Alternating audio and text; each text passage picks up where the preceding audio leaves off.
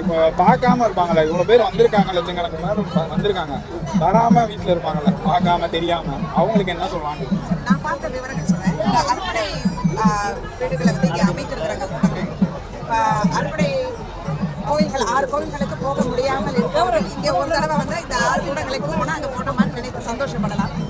ஏன்னா அந்தந்த கோயிலில் உள்ள முருகன் சிலையை இங்கே செய்து வைத்திருக்கிறார்கள்.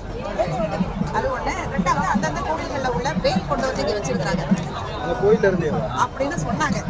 எனக்கு தெரியாது, நான் இங்கே பார்க்க தான் வந்தேன். சரியா, நாம் வந்து இங்கே புத்தக கூடம் வைக்கிறதுனால அதுக்காக இங்கே நூல் வெளியே கொண்டு வந்தாலும் அப்படியே போய் இங்கே பார்த்துட்டு வந்தபோது அதுதான் சொன்னாங்க, அந்தந்த கோவில்களிலிருந்து வேல் கொண்டு வந்து அது சிலைக்கு பக்கத்தில் வச்சிருக்கிறாங்க. அதனால அது ஒரு சிறப்பு. ஆனால் அப்படியே பார்க்க முடியவில்லை, இங்கே ஒரே கூட்டமாக இருக்குது. பார்த்தாலே தெரியுது இந்த கூட்டத்தில் வர முடியவில்லை என்றால் வீட்டில் இருந்தபடியே திருப்புகள், வேல்மாறல் பதிகள் என்னென்ன முடியுமோ அவ்வளவே படித்து கொள்ள வேண்டியதுதான்.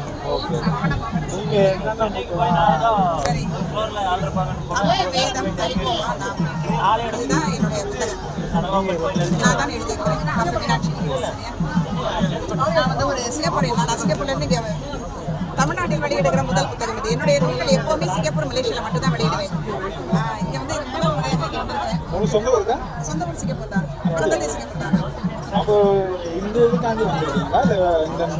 இந்த நூல் வெளியீட்டுக்காக வந்தேன்.